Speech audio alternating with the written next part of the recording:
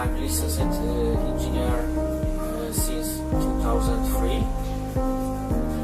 and I'm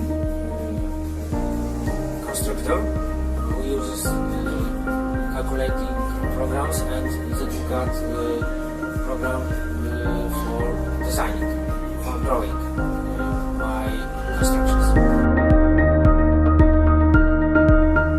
ZWCAD is a very cost-effective program, especially for small firms like mine.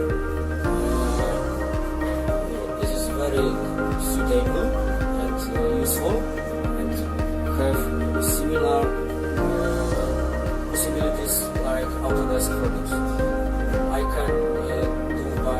I can do with ZWCAD Architecture and Design the same building like Revit builders. It's no problem. ZWCAD Architecture has bigger possibilities than normal edition of ZWCAD.